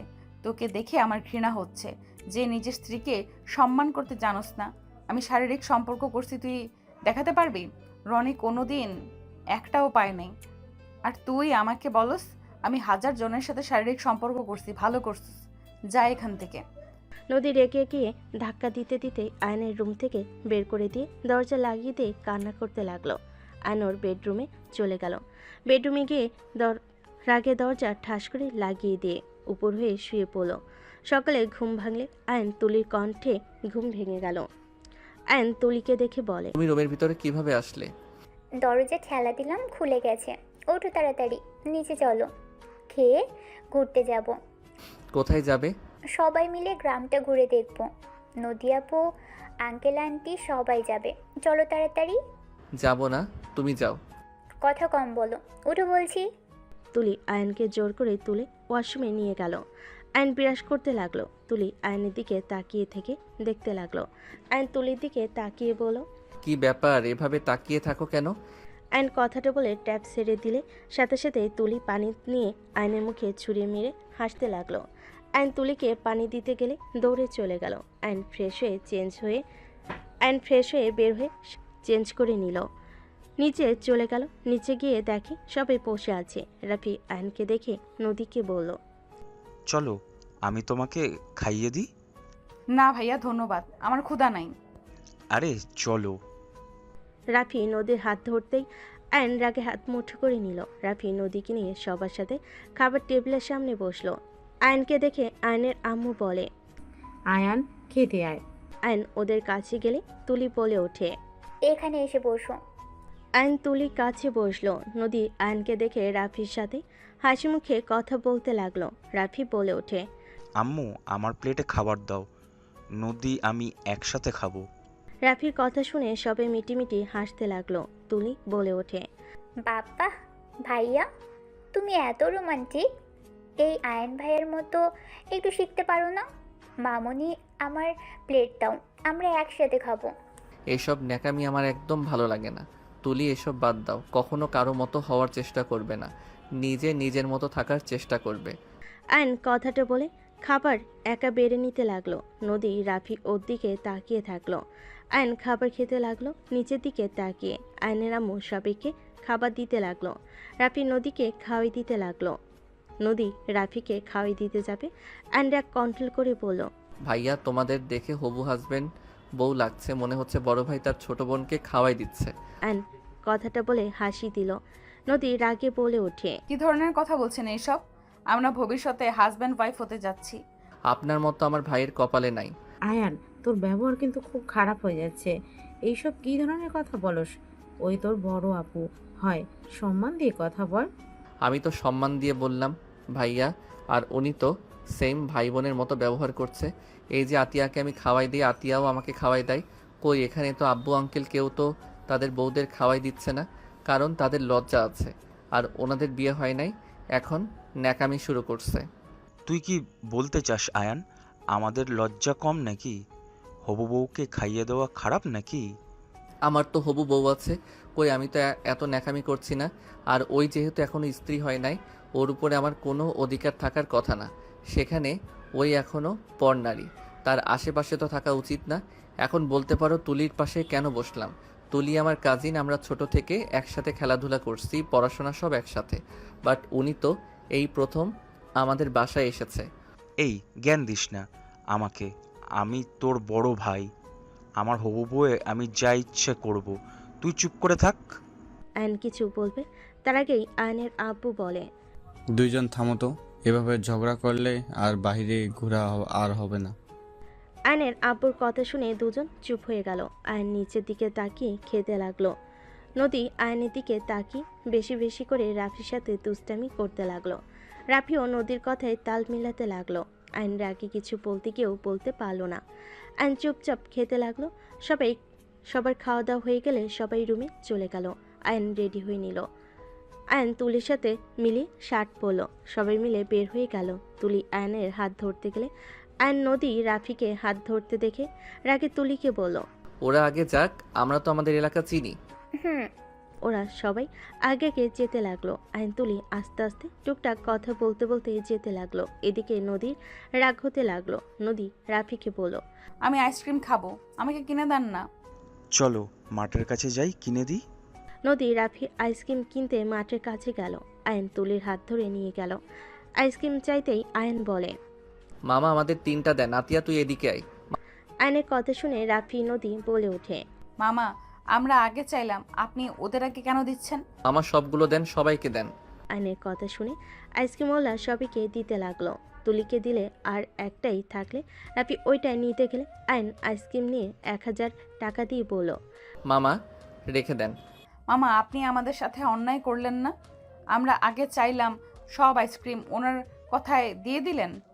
নদীর কথা শুনে আইসক্রিমওয়ালা বলে, আয়ান ভাইকে না দিলে কাকে দিব? উনি আমাদের সাহায্য না করলে আমরা আজ ব্যবসা করে খেতে পারতাম না। এই দোকান যত আইসক্রিম আছে সব ওনার জন্য আছে।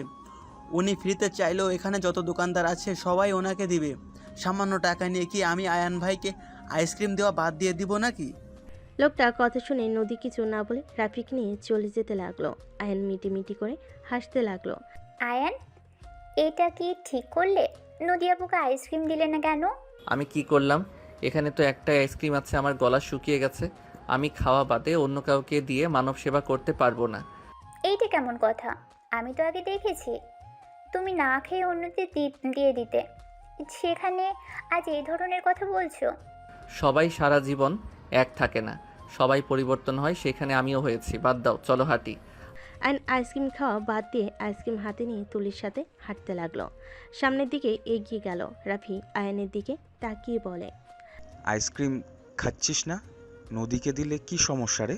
গলিয়ে ফেলে দিচ্ছিস, তাও নদীকে দিচ্ছিস না। আমার জিনিস আমি খাবো না, দরকার হলে ফেলে দিব, তারপর কাউকে দিব না। রাফি ভাইয়া চুপ করেন, ওর জিনিস খাওয়ার কোনো ইচ্ছে নাই। সামনে ফুচকা বিক্রি করছে, সবার আগে আমরা খাবো। তুলি ফুচকা খাবে? হুম, ফুচকা তো আমার অনেক পছন্দ। চলো চলো তাড়াতাড়ি। আয়নের হাত ধরে তুলি আয়নকে টেনে নিয়ে যেতে লাগলো। আয়ন আইসক্রিম ফেলে দিল। নদী রাফি সবার পিছন পিছন হেঁটে ওদের কাণ্ড দেখতে লাগলো। রাফি আস্তে আস্তে বলতে লাগলো, কত ফাজিল হয়েছে! নিজের বউর সাথে কেউ এমন করে নাকি? সবাইকে আইসক্রিম দিল আর নিজের বউকে না দিয়ে আইসক্রিম ফেলে দিল। আমাকে অন্য কিছু বোঝাচ্ছে। যেমন করুক না কেন, আমি জানি আমাকে ভালোবাসে, আর ওই নিজেই প্রমাণ করে দিল। নদীর কথা শুনে রাফি অবাক হয়ে ওর দিকে তাকালো। রাফি বলে ওঠে, কি বলো? এখানে তো তোমার সাথে অন্যায় করলো, সেখানে তোমাকে কিভাবে ভালোবাসলো? রাফির কথা শুনে নদী মিষ্টি করে হেসে বলে, ওই আমাকেও খেতে দেয় নাই, নিজেও কিন্তু খায় নাই। পারলে কিন্তু ওই আমাকে দেখিয়ে দেখিয়ে খেতে পারতো, কিন্তু ওই খায় নাই। কারণ আমি খাই নাই দেখে ও রাগের বশে যাই করুক না কেন, ওই আমাকে ভালোবাসে। ওই নিজের অজান্তে প্রমাণ করে দেয়। নদীর কথা শুনে রাফি অবাক চোখে তাকালো। রাফি কিছু বলার আগে নদী আয়নকে দেখি রাফির হাত ধরে ওদের সামনে 2টা চেয়ারে বসলো। নদী 1 প্লেট ফুচকা অর্ডার দিল। আয়ন ওদের দেখেও না দেখার ভান করে অন্যদিকে তাকিয়ে থাকতে লাগলো। সবাইকে ফুচকা দিতে লাগলো। লাস্টের দিকে আয়ন নদীকে দিলে আয়ন ফুচকা মুখে দিল। নদী রাফিকে খাওয়াই দিতে লাগলো। রাফি নদীকে খাওয়াই দিতে লাগলো। আয়নের রাগ হইল, কিছু না বলে আয়ন তুলির দিকে এগিয়ে দিলে তুলি অবাক হয়ে তাকিয়ে বলে, তুমি খাওয়াই দিবা? আমি কি স্বপ্ন দেখছি নাকি? আরে খাও, এত অবাক হবার কি আছে? আমি তো তোমার হবু হাজবেন্ড। আয়নের কথা শুনে তুলি খুশি হয়ে ফুচকা মুখে নিল। আয়ন খেতে লাগলো আর তুলির সাথে মিষ্টি করে হাসি দিয়ে গল্প করতে লাগলো। নদীর রাগ হতে লাগলো। রাফি কানে কানে বলতে লাগলো, কুল, রাগ করলে তো হেরে যাবে। নদী শান্ত হলো। আয়ন তুলিকে এভাবে হাসি খুশি দেখে সবাই অনেক খুশি হলো। হঠাৎ করে একজন এসে বলে ওঠে, কিরে ভাই, আমাকে রেখে একা একা খাচ্ছিস? আরে আপু যে, আসো। মামা আপুকে 1 প্লেট দেন। তোর প্লেট থেকে খাবো। রাফি ভাইয়া কেমন আছো? আলহামদুলিল্লাহ, তুমি কেমন আছো? আলহামদুলিল্লাহ। রূপা সবার সাথে সালাম দিয়ে কথা বলতে লাগলো। রূপা আয়নের প্লেট থেকে ফুচকা নিয়ে খেতে লাগলো। তুলিও সেমভাবে খেতে লাগলো। আয়ন দুজনের দিকে তাকিয়ে বলল, আরে বাবা, 2জন আমাকে তো খেতে দিবে নাকি? ভাই বোনরা খেতে নিলে কথা বলতে হয় না, চুপ করে থাকো। রূপার কথা শুনে সবাই হাসতে লাগলো। নদীর আব্বু বলে, মেয়েটা কি? নাতাশার ভাতিজি। নাতাশা ভাতিজি? মাশাল্লাহ, অনেক বড় হয়ে গেছে। নাতাশার মতো কিছুটা লাগে, কিন্তু আয়নের সাথে এত মিল। আয়ান আমাদের বিরুদ্ধে গিয়ে ওদের সাথে থাকতো। নাতাশাকে আয়ান অনেক ভালোবাসতো, ওর কাছে পড়তো। মাঝখানে যেই সব হয়, নাতাশাকে রেপ করলো, বাবা ওদের বিরুদ্ধে কাজ করলো, সেখান থেকে আয়ান ওদের সাথে থাকতো। এসএসসি পরীক্ষার পর তো ঢাকা চলে যায়। যাক, ওদের সাথে সম্পর্ক ভালো আছে, এটাও দেখে ভালো লাগছে। এই থাক, আমি যাই। ওয়েট, কোথায় যাবে আপু? কোচিং করাতে যাব। ভাইয়াকে বিয়ে করে নিলে তো তোমাকে এইসব জব করতে হয় না। আয়নের কথা শুনে সবাই অবাক হয়ে তাকালো। রাফি আয়নের দিকে তাকালে আয়নের আম্মু বলে, আয়ান, কি ধরনের কথা বলস? কিছু না, ওকে আপু যাও। রূপা চলে গেল। নদী রাফিকে লাস্ট ফুচকা মুখে দিতেই যাবে। আয়ন সাথে সাথেই ফুচকাটা নিয়ে নিজের মুখে পুরে নিল। নদী রাগী লুক নিয়ে তাকালে আয়ন ফুচকার বিল দিয়ে বলে, ভাবি রাগ করলেন নাকি? আরে ভাবি, আমি আপনার দেবর হই, সেখানে আমি একটু খেতে পারি না? আয়নের কথা শুনে নদী কিছু বলল না। সবাই হাঁটতে লাগলো। আইন তুলি কথা বলতে বলতে যেতে লাগলো। সবাই ঘোরাঘুরি করে বাসায় ফিরতে ফিরতে সন্ধ্যা হয়ে গেল। হঠাৎ করে নদী চিৎকার দিয়ে উঠল। সবাই পিছনের দিকে তাকালে নদীর আম্মু বলতে লাগলো, কি হয়েছে আম্মু? নদী কথাটা বলতেই আইন নদীর কণ্ঠ শুনে বুকের ভিতর ধুপ করে উঠল। আইন ফোনের টর্চ জ্বালিয়ে দৌড়ে নদীর কাছে গেল। সবাই কাছে আসলে নদী পড়ে যেতে নিলে রাফি ধরার আগেই আয়ন ধরে বলল, নদী, এই নদী, কি হয়েছে? এই নদী, কথা বলো। আয়ান আমাকে কিছু কামড় দিয়েছে। নদী কথাগুলো বলে জোরে জোরে কান্না করতে লাগলো। আয়ন নদীর পায়ের দিকে তাকিয়ে চমকে উঠল। আয়ন তাড়াতাড়ি করে নদীর পায়ের কাছে বসলো। কোনো কিছু না ভেবে আয়ন নদীর পায়ে রক্ত চুষতে লাগলো। সবাই ইতস্তত হয়ে গেল। নদীর আম্মু বলে, আয়ন পাগল হয়ে গেছিস নাকি? সাপে কামড় দিয়ে থাকলে তুই তো মারা যাবি। আয়ন থাম বলছি, ওর পা বাঁধতে হবে, সামনে হসপিটাল আছে। আয়ান কি করছো? তুমি তো মারা যাবে। আয়ান আমার পা ছাড়ো। আয়ান প্লিজ পা ছাড়ো। আয়ন কারো কোনো কথা না শুনে পায়ে রক্ত চুষে ফেলতে লাগলো। আয়নকে তুলি ধাক্কা দিয়ে বলে, পাগল হয়ে গেছো? তুমি মারা যাবে? সামনে হসপিটাল আছে, আবুকে নিয়ে চলো। আয়ন তুলিকে কিছু না বলে নদীর পা ধরতে যাবে। নদী হাঁটু গেড়ে বসে আয়নের দুই গাল ধরে বলতে লাগলো, এসব কি করছো? আমাকে সাপে কাটে নাই, আমি একদম ঠিক আছি। গাছের ডালের সাথে কেটে গেছে। নদীর কথা শুনে আয়নের রাগ উঠে গেল। আয়ন উঠে নদীকে সজনে থাপ্পড় মারল। আয়ন রেগে কান্নামাখা কণ্ঠে বলল, নেক্সট টাইম এমন ফালতু অভিনয় করলে তোর খবর আছে। ফালতু মেয়ে কোথাকার। আমি মরে গেলে তোমার কি? আমি তো জঘন্যতম মেয়ে, ফালতু খারাপ মেয়ে, পতিতা মেয়ে। তাহলে আমার জন্য কোনো কিছু না ভেবে বিষের রক্ত বের করতে গেছো কেন? চুপ কর। আমার ইচ্ছে হইলে আমি তোকে খারাপ বলবো, যা ইচ্ছে তাই বলবো। আমার সামনে আর নাটক করবি না। খারাপ মেয়ের জন্য এত না ভাবলেও হবে। আয়ন নদীর কথা শুনে ধাক্কা দিয়ে সরিয়ে দিয়ে চলে গেল। রাফি নদীকে ধরল। সবাই অবাক দৃষ্টিতে তাকিয়ে থাকলো। তুলি বলে ওঠে, এটা কি হলো? আপনাকে ও সহ্য করতে পারে না, আর সেখানে আপনাকে সাপে কেটেছে শুনে কোনো কথা নাই, বার্তা নাই, সোজা রক্ত চুষতে লাগলো। একবারও ভাবলো না ও মারা যেতে পারে? আমরা বাবা মা হয়ে অতটাও সাহস পেলাম না, আর সেখানে আয়ান কিনা যাকে সহ্য করতে পারে না তার জন্য নিজের জীবন ঝুঁকিতে ফেলতেও রাজি। এইসব কথা বাদ দেন, সবাই চলেন। রাফি নদীকে কোলে তুলে নিয়ে হাঁটতে লাগলো। সবাই বাসায় চলে গেল। আর নিজের রুমে গিয়ে ফ্রেশ হয়ে শুয়ে পড়লো। সকালে ঘুম ভাঙলে ফ্রেশ হয়ে ফোনে সিম তুলে নিজে চলে গেল। নিচে গিয়ে দেখে সবাই বসে আছে। আইন সোফায় বসে থেকে কারোর সাথে কথা বলল না। চুপচাপ বসে থেকে ফেসবুকিং করতে লাগলো। হঠাৎ করে আয়নের ফোন বেজে উঠলেই আয়ন কল রিসিভ করে বলল, আসসালামু আলাইকুম। কে?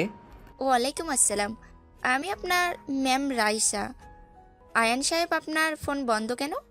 সরি ম্যাম, আমি তো গ্রামে চলে এসেছি আর সিমটা খুলে রেখেছিলাম, আজকে তুলছি। হুট করে উদাও হয়ে গেলেন কেন? আপনাকে কোথাও পাচ্ছি না। আমার অভ্যাস এটাই তো, আর আমার পরীক্ষা কয়েকদিন পর, তাই জবটা করা সম্ভব হচ্ছে না। ও আচ্ছা, ঠিক আছে, আমি ম্যামকে জানিয়ে দেব।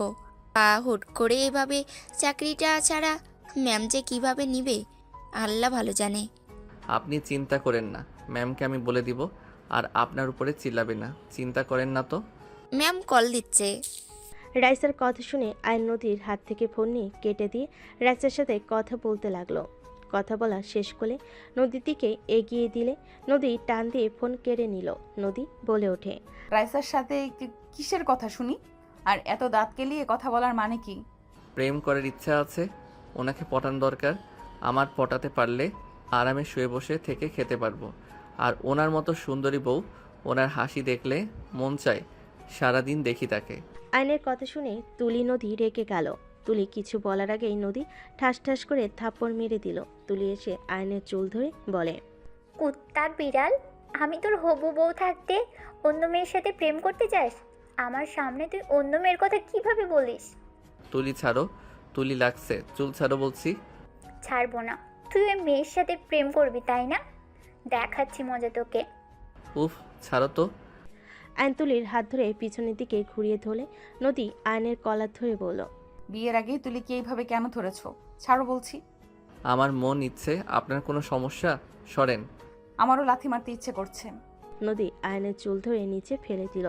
আয়নকে কিল ঘুষি মারতে লাগলো। আয়ন টান মেরে নদীকে চেপে ধরে বলল, খুব হাত চলে তাই না? আমি ধরলে পারবেন? নদী আয়নের স্পর্শে কেঁপে উঠল। আয়নের আম্মু বলল, আয়ান নদীকে ছাড়, ও ব্যথা পাবে কিন্তু। বাহ, আমাকে এতক্ষণ ধরে মারলো, কারো কোনো প্রতিবাদ আসলো না। আমি ধরছি তখন যত প্রতিবাদ করার মানুষ, তাই না? আয়ন কথাটা বলে নদীকে কাতুকুতু দিতে লাগলো। তুলির সাথে সাথে আয়নকে ধরে বলে, আয়ান, কি করছো? উনি ভাবি হতে যাচ্ছে, ওনার শরীরে কেন হাত দিচ্ছ? তুলি থামো, ওরা ভাবিদের যা ইচ্ছে করুক গা। আয়ন নদীকে সরিয়ে দিয়ে বসা থেকে দাঁড়িয়ে চুল ঠিক করতে লাগলো। দুজনের দিকে তাকিয়ে বলল, আমার চুল মনে পাবলিকে যার যেমন ইচ্ছে টান দিতে আসছে। আয়ান, আমার কিন্তু এবার মেজাজ গরম হচ্ছে। ওনার সাথে কি সম্পর্ক তোমার? কার সাথে? যার সাথে ফোনে কথা বলতে। আয়ন কিছু বলতে যাবে তার আগে ফোনটা বেজে উঠল। আয়ন কলটা রিসিভ করলো। আসসালামু আলাইকুম। ওয়ালাইকুম আসসালাম। কি রে, তোর কি অবস্থা? ফোন বন্ধ কেন রাখছিলি? কারোর সাথে যোগাযোগ রাখতে চাই নাই। যাই হোক, তোর বিকাশে কিছু টাকা গেছে, চেক করছস? এত টাকা কেন দিয়েছস? গ্রামে আসবি কবে? গ্রামে এসেছি রাত্রে। আমাদের বাসায় আয়। তুই বাসায় নাকি? আচ্ছা, মাঠের ওইদিকে আয়, আমি ওইখানে যাব। ঠিক আছে। আয়ন কল কেটে দিয়ে তুলিকে বলল, বাহিরে যাবে নাকি? আমার প্রশ্নের উত্তর দাও। আমি ওনার কোম্পানিতে জব নিয়েছিলাম, আর রাইসা উনি ওনার অফিসের ম্যানেজার। কি, তুই নদী মামুনির অফিসে জব করতি? হ্যাঁ, যাই হোক, যাবে নাকি না? যাব। আয়ন তুলিকে নিয়ে বের হয়ে গেল। নদী আয়নের চলে যাওয়ার দিকে তাকিয়ে থেকে কিছু না বলে রুমে চলে গেল। এদিকে আয়ন তুলিকে নিয়ে মাঠের ওই দিকে গিয়ে সব ফ্রেন্ডের সাথে দেখা করলো। রাকিবকে দেখে তুলি বলে ওঠে, আরে রাকিব, তুই? আমি। কেমন আছিস? আলহামদুলিল্লাহ। জব করে এসো স্ট্রিটে? দিব তো। আমি কি তোর মতো কিপটা নাকি? আমি কি গিফটামি করলাম? কি কিপটামি করছস তা জানি না, মন চাইলো কইতে তাই কইলাম। রাকিবের কথা শুনে সবাই হাসতে লাগলো। তুলি রাকিবকে মারতে লাগলো। আয়ান বলে ওঠে, নিথাম দুইজন। রাকিব, তোর সাথে কথা ছিল, আর তুলি তোমাকেও কিছু কথা বলার আছে। কি কথা? কি রে? কি, তোরা থাক, আমরা আসছি। আয়ন বাইকে উঠলে দুজন উঠে বসলো। নদীর পাড়ে তিনজন চলে গেল। তিনজন বাইক থামিয়ে নদীর পাড়ে বসে পড়ল। তুলি আগ্রহ নিয়ে বসে আছে। আয়ন বলে উঠল, আমি জানি না তুলি, তুমি রাকিবকে পছন্দ করো, আর রাকিবও তোমাকে পছন্দ করে, বাট ওই গরিবের জন্য ওই বলার সাহস পায় না। আয়নের কথা শুনে দুজন অবাক হয়ে তাকালো। তুলির অকট ফিল হতে লাগলো। আয়ন রাকিবের দিকে তাকিয়ে বলে, এত অবাক হয়ে তাকানোর কিছু নাই। আমি তোদের সম্পর্কটা ঠিক করে দিতে পারবো, তোদের বিয়ে পর্যন্ত নিয়ে যেতে পারবো। তুলির আমার সাথে বিয়ে হইলে কখনোই সুখী হবে না। আমার ঘরে থাকার মতো অবস্থান নাই। বাজে কথা বলিস না। তোরা থাকোস না নাকি? তুই থাকতে পারলে তুলিও পারবে। শোন, ফুপির একটা মেয়ে, আর ছেলে হিসেবে তুইও অনেক ভালো। একটা মেয়ে জামাই ওনারা বুঝে নিবে। তুলি, তোমাদের যদি মেনেও না নেয়, তুমি ওর বাসায় থাকতে পারবে না। কেন পারবো না? অবশ্যই পারবো, কিন্তু রাকিব তো অন্য কাউকে ভালোবাসে। আমি আবার কাকে ভালোবাসি? রাকিবের কথা শুনে তুলি ওর ফোন থেকে একটা ছবি বের করে বলল, এই মেয়েটা কে? এইটা তুই কোথায় পাইলি? আরে, এইটা তো আমার মামাতো বোন ছিল, ওর তো বিয়েও হয়ে গেছে। আর ওই পায়ে ব্যথা পেয়েছিল, তাই কোলে করে নিয়ে গেছি। এখানে প্রেমের কি ছিল? রাকিবের কথা শুনে তুলি বলে, কুত্তা, আমি অন্য কিছু ভেবে কষ্ট পেয়েছি। তুই কি সত্যি আমাকে ভালোবাসস? জানি না। আমি আসছি, আমার কাজ আছে। আয়ান ওইখান থেকে উঠে বলল। রাকিব বলল, বাইক রেখে যাব নাকি? যা ভাগ শালা। কাকে শালা বলস? আমি তোর দুলাভাই লাগি, তুই তো আমার শালাই হবি। বিয়ে না করলে তোর কাজিনকে বিয়ে করে তোকে শালা বানাইতাম। আয়নের কথা শুনে দুজন অবাক হয়ে তাকালো। তুলি বলে ওঠে, তুমি বিবাহিত মানে? হ্যাঁ আমি বিবাহিত, বাকিটা রাকিবের থেকে শুনে নিও। বাই। আয়ান বাইকে উঠে চলে গেল। এদিকে রাকিব তুলি দুজনে ভুল বোঝাবুঝি শেষ করে মিল হয়ে গেল। আয়ান বাইক নিয়ে সোজা বাসায় চলে গেল। বাসার ভিতরে গেলে দেখে নদী আতিয়ার হাতে মেহেদি দিয়ে দিচ্ছে। রাফি আর সবাই পাশে বসে আছে। আতিয়া বলছে, বাহ ভাবি, আপনি তো সব দিক দিয়ে এক্সপার্ট। ভাইয়া তুমি তো ভাগ্যবান, ভাবির মতো সুন্দর ভালো একটা মেয়ে বউ হিসেবে পেতে যাচ্ছ। নদীর সামনের দিকে তাকাতেই আয়নকে দেখে নদী বলে, আমিও তো ভাগ্যবতী, ওনার মতো সুন্দর মনের মানুষ পেতে যাচ্ছি। ওনাকে যে স্বামী হিসেবে পাবে, তার জীবনে আর কি চাই বলেন? যাহ বউ, এইভাবে বলো না, আমার বড্ড লজ্জা লাগছে। ওগো মোর হবু বরটা। নদী রাফির কথা শুনে আয়নের রাগ কন্ট্রোল করতে পারল না। আর নদীর সামনে গিয়ে বলল, মাই ডিয়ার হবু ভাবি, মেহেদি দেওয়া শেষ হইলে রেডি হয়েন। আমার বউকে কোথায় নিয়ে যাবি?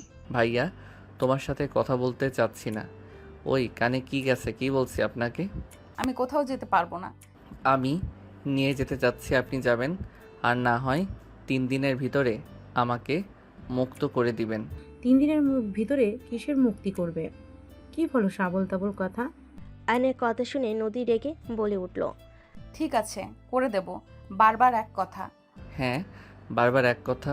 ফুপি ফুপা আম্মু আব্বু আপনাদের সাথে কথা ছিল। আমি জানি না আপনারা কথাগুলো জানার পর কিভাবে নেবেন। কি কথা বলবি? আমি তুলিকে বিয়ে করতে পারবো না। তুলি আমার ফ্রেন্ড এবং বোন, এর বাহিরে আমরা কখনো একে অপরকে দেখি নাই। আপনাদের চাপে তুলি আমাকে হাজব্যান্ড বলছে। বাহ, এত ন্যাকামি করছে, কিন্তু আমরা দুইজন জানি আমাদের মাঝে কি সম্পর্ক। কি ফালতু কথা বলছিস? তুই মাথা খারাপ হয়ে গেছে নাকি? সবাই জেনে গেছে তুলি আর তোর বিয়ে দিব। আমাকে না জানিয়ে বিয়ে কোন হিসাবে ঠিক করো তোমরা? আমাদের দুইজনের কথা তো একবার শুনবেন, তাই না? না শুনে আগে বিয়ে ঠিক করে ফেলেন। আয়নের কথা শুনে আয়নের আম্মু ঠাস ঠাস করে থাপ্পড় বসিয়ে দিল। আয়ন গালে হাত দিয়ে ওর আম্মুর দিকে তাকালো। তুলি ভিতরে চলে আসলো। আয়নকে ধরে বলল, কি হয়েছে আয়ান? আয়ন তুলির কথা কিছু না বলে তুলির আম্মুর দিকে তাকিয়ে বলে, ফুপি ফুপা, আপনার তো চান আপনার মেয়ে সুখে থাক নিশ্চয়ই। আয়নের কথা শুনে তুলির আম্মু বলে, অবশ্যই চাইবো আমার মেয়ে সুখে থাক, কিন্তু আয়ান তোমার তো ছোটবেলা থেকেই জান এইটা এইটা বলেই ডাকতে, একে অপরকে ছাড়া থাকো না। সেখানে আমরা তো ধরে নিয়েছি তোমরা একে অপরকে ভালোবাসো, তাই আমরা বিয়ে ঠিক করেছি। আয়নের ফুপির কথা শুনে বলে, চাইবেন না আপনার মেয়ে সুখে না থাক? ফুপি আমরা মজা করি, আমরা ফ্রেন্ড আর কাজিনের বাহিরে কিছু না। তুলি অন্য কাউকে ভালোবাসে, ওদের মাঝে কিছুটা ভুল বোঝাবুঝি ছিল, যেটা আজকে আমি ওদের ভুল বোঝাবুঝি মিটিয়ে দিয়েছি। ফুপি, তুলি ওর ভালোবাসার মানুষকে ছাড়া কখনোই কারোর সাথে সুখী হবে না। ওই কাকে ভালোবাসি শুনি? আমি রাকিবকে ভালোবাসি। ছোটবেলা থেকে আমরা একে অপরকে ভালোবাসলে কখনো কেউ প্রকাশ করি নাই। রাকিব গরিব জন্য ও আমাকে কিছু বলার সাহস পেত না, আর আমি অন্য কিছু ভেবে ওকে কিছু বলিনি। আমি বিয়ে করলে রাকিবকে করব, তাছাড়া আমি কখনোই বিয়ে করব না।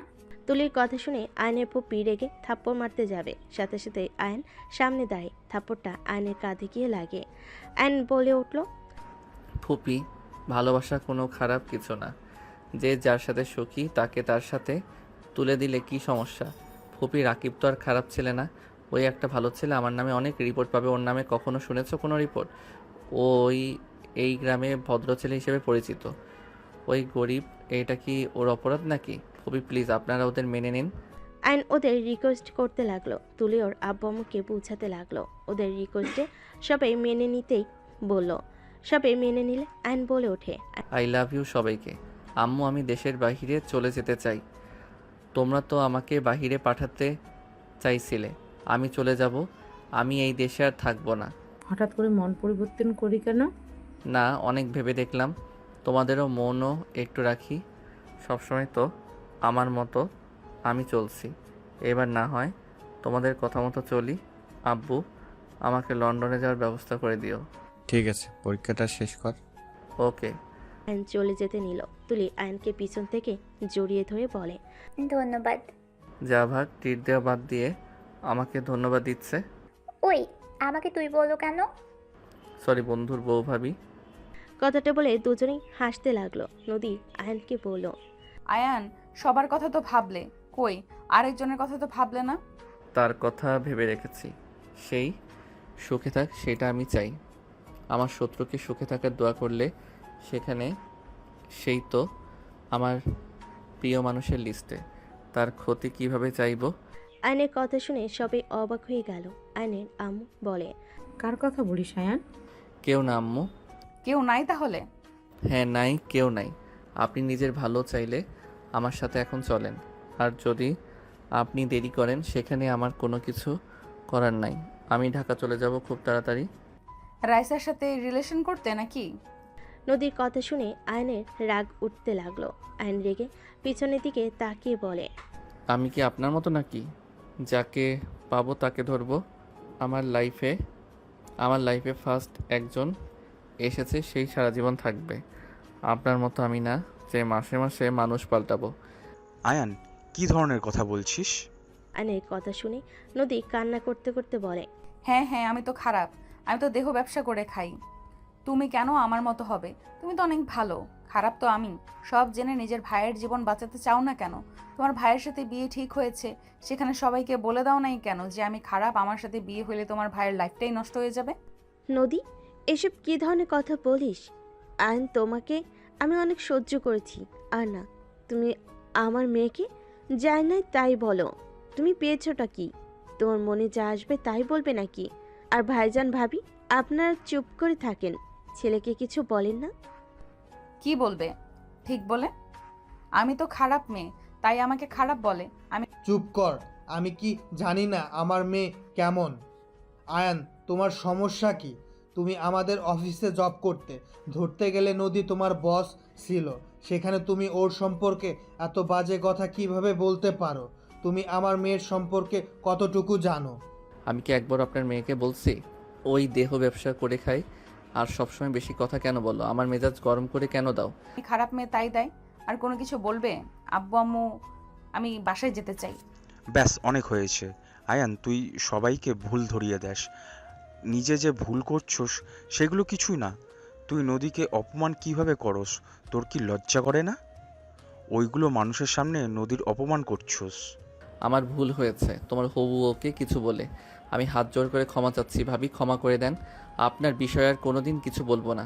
যত তাড়াতাড়ি পারেন কাজটা করে দিয়েন। আয়নের কথা শুনে রাফি নিজের রাগ কন্ট্রোল করতে পারল না।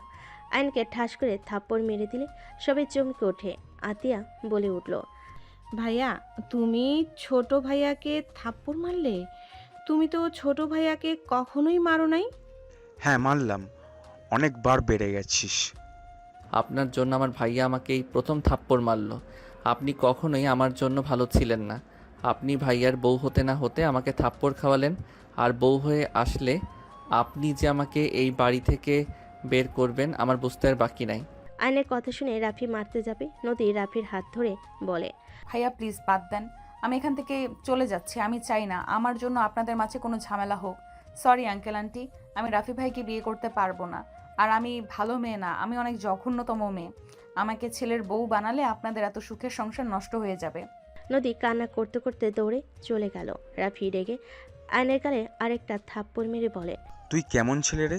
নিজের স্ত্রীকে ফ্যামিলির সামনে পরিচয় দিতে পারোস আর বলস নদী খারাপ? তুই নিজের এত ভালো যে নিজের স্ত্রীকে কারোর সামনে পরিচয় দিতে পারোস না, আবার সেই মুখে বড় বড় কথা। ওই, তুই কাকে খারাপ বলস? আমি সব কিছু শুনেছি। নদী খারাপ নাকি তোর মন মানসিকতা খারাপ? রাফির কথা শুনে সবাই চোখ বড় বড় করে তাকালো। আয়নের আম্মু বলে ওঠে, নিজের স্ত্রী মানে রাফি এসব কি বলস? ঠিক বলছি আমু, নদী আয়নের স্ত্রী। সবাই না শুনে কোনো বাজে কথা বলবে না দয়া করে, আর কেউ কাউকে ভুল বুঝবে না। দয়া করে আমার সম্পূর্ণ কথা শুনবে, তারপর কথা বলবে। আমার মেয়ে আমাদের না জানিয়ে আয়নকে বিয়ে করেছে, এটা কখনো বিশ্বাসযোগ্য না। আমার মেয়েকে আমি চিনি, আমার মেয়ে কখনোই এমন কাজ করবে না। আমার মেয়ে তো অন্য কাউকে ভালোবাসে, তাকে রেখে আরেকটা ছেলেকে, তাও বা জুনিয়র ছেলেকে বিয়ে করবে? অসম্ভব। হ্যাঁ, অসম্ভব। ওরা নিজের ইচ্ছা করে বিয়ে করে নাই। বিয়ে করছে আবার বলস নিজেরা ইচ্ছে করে করে নাই? তাহলে কি নদী আপু তোমার স্ত্রী? তুই জানতি নাকি? রাকিব বলেছে, বাট ওর স্ত্রীকে সেইটা রাকিবও জেনে না। কিন্তু ওর স্ত্রীর সাথে তো ওর কোনো সম্পর্ক নেই। ওদের বিয়ে তো লোকজন জোর করে দিয়ে দিয়েছিল। আর নদী আপু তো তাহলে আয়নকে ভালোবাসে না। আয়ন ভালোবাসলে নদী আপু অন্য একজনকে ভালোবাসে। তাহলে আপু আবার আয়নের পাশে কাউকে সহ্য কেন করতে পারছে না? আর আয়ান, তুই তো নদী আপুকে অনেক ভালোবাসিস, এমন ব্যবহার কেন করলি? জোর করে বিয়ে দিয়েছে মানে? আমি তোমাদের সব খুলে বলি। রাফি প্রথম থেকে সব কিছু খুলে বলা শেষ হলে আয়নকে বলো, নদীকে তুই যেমন ভাবছস ও তেমন না, বুঝতে পারছস? সবার লাইফে তো প্রেম আসে। কেন, আমি যে রূপাকে ভালোবাসতাম, আমি খারাপ জানার পরেও রূপা আমাকে আজও ভালোবাসে। অথচ আমি প্রতিবারই ওকে ঠকিয়ে গেছি, তাও আবার হাত ছাড়ে নাই। ওই আমার বিপদে পাশে থাকে, আমি বিপদে পড়লে ওই সবার আগে ছুটে আসে। আর সেখানে নদী নিজের ভুল বুঝে তোর কাছে ফিরে আসতে চাইলো, আর তুই তাকে খারাপ মেয়ে বলে গুণা করে দিলি। তুই জানোস ও আমাকে সব কিছু বলে দেয়, ওই তোকে ভালোবাসে, ও কাউকে বিয়ে করতে পারবে না। এসব যা দেখছো সব অভিনয়, তোকে জেলাস ফিল করানোর জন্য নদী আর আমি অভিনয় করছি। আমি ওকে বউ বললে লাস্টে মা আস্তে আস্তে বললাম। কি এত কিছু হয়ে গেছে, কেউ আমাদের কিছু জানাসনি? আর বুঝতেও দিল না? আয়ানের কথা বাদ দিলাম, ওই তেরা, ওই কাউকে কিছু বলে না, কিন্তু নদী তো একবার আমাদের বলতে পারতো। নদী কি বলবে আম্মু? ওই তো অপেক্ষায় ছিল আয়ান কবে তাকে স্ত্রী হিসাবে পরিচয় দিবে। ওই কেন আগে বলবে? আয়ান ছেলে হয়ে নিজের স্ত্রীকে কারোর সামনে স্বীকার করে না, সেখানে ওই মেয়ে হয়ে কিভাবে বলবে? আয়ন, সব শুনলাম। তুমি আমার মেয়েকে যেমনটা ভেবেছ, আমার মেয়ে মোটো তেমন না। আমার মেয়ের সব কিছু আমি জানি, আমার মেয়ের সব কিছু আমি জানি। শুধু তোমাদের বিয়ের বিষয়টাই ও আমাদের শেয়ার করে নাই। রনির সাথে ওর অনেক বছর রিলেশন, বাট রনি কখনো নদীর কাছেও আসার সাহস পায় নাই। নদী অনেক রাগী, এটা তো অবশ্যই জানো। আমি মা হয়ে বিষয়টা বলতে লজ্জাবোধ হচ্ছে। আমি মা হয়ে বিষয়টা বলতে আমার লজ্জাবোধ হচ্ছে। কিন্তু তুমি বিষয়টা নিয়ে নদীর সাথে কথা বলতে পারতে, এভাবে ভুল বোঝাবুঝি মিটিয়ে নিতে পারতে। আমি কি করব? আপনার মেয়ে তো আমাকে ভালোবাসতো না, আমাকে সহ্য করতো না, আমাকে কত অপমান করছে। আমি তারপর ওনাকে কিছু বলি নাই, বাট লাস্টে বিষয়টা আর মেনে নিতে পারছিলাম না, তাই আমি দূরে সরে এসেছি। কিন্তু ওই আবার এখানে এসে ভাইয়ার সাথে শুরু করে দিয়েছে। নিজের স্ত্রী অন্য এক পুরুষের সাথে এত ন্যাকামি করলে কার সহ্য হবে? ও তোকে রাগানোর জন্য এমন করতেছে, যাতে রেগে গিয়ে তুই সবাইকে সব বলে দোস নদী তোর স্ত্রী। বাট উল্টা তুই কি করলি? ডিভোর্স চাওয়া শুরু করছো। অত মাথা কাজ করে না। এখানে আবালের মতো দাঁড়িয়ে না থেকে ভাবিকে গিয়ে সামলাও। উনি মনে হয় লাগেজ গোছানো শুরু করে দিয়েছে নাকি? ভাইয়া, ভাবিকে যেতে দিও না। আয়নার এক মুহূর্ত দেরি না করে দৌড়ে নদীর রুমে চলে গেল। নদী বের হবে সাথে সাথেই আয়ন নদীকে জড়িয়ে ধরে ঘরের ভিতর ঠেলে নিয়ে যেতে লাগলো। নদী বলতে লাগলো, এ ছাড়ো বলছি, আমাকে যেতে দাও। আয়ন দরজা লাগিয়ে দিয়ে বলে, জান যাও না, তোমাকে ছাড়া ভালো লাগে না। এই যে কান ধরছি, আর কোনো দিন তোমাকে বাজে কথা বলবো না, আল্লাহর কসম। আর কখনোই তোমাকে গালাগালি করব না। আমাকে যেতে দাও, আমার মতো খারাপ মেয়ের সাথে সংসার করতে হবে না, ছেড়ে দাও আমাকে। আয়ন নদীর পা জড়িয়ে ধরে বাচ্চাদের মতো করে কান্নার অভিনয় করে বলতে লাগলো, যাও না বউ, তোমাকে ছাড়া আমি একা থাকতে পারবো না। বিয়ে করে সিঙ্গেল থাকতে ভালো লাগে না। এইবারের মতো ক্ষমা করে দাও, আমাদের বাচ্চার কথা ভেবে ক্ষমা করো। আয়নের মুখ দেখে আর কথা শুনে নদী হাসি থামিয়ে রাখতে পারল না, না পেরে ফিক করে হেসে দিয়ে বলে, বাচ্চা কোথা থেকে আসলো? আয়ন উঠে বলল, ইয়াহু, আমার বউ হাসি দিয়েছে। আর বাচ্চা আসার জন্য তো তোমাকে দরকার জান। কথাটা বলে ধাক্কা দিয়ে খাটের উপর ফেলে দিল। আয়ান নদীর উপরে লাফ দিয়ে উঠে পড়ল। এখন আদর করি। আমি কিন্তু মন থেকে আদর করতে চাচ্ছি। আয়ানের বাচ্চাদের মতো কথা বলার স্টাইল দেখে নদী হাসি হাসি মুখে মাথা নেড়ে হ্যাঁ সূচক দিল। আয়ন খুশিতে নদীর উপর ঝাঁপিয়ে পড়ল। নদী আয়নকে পাল্টা আদর করতে শুরু করে দিল। বাকিটা ইতিহাস।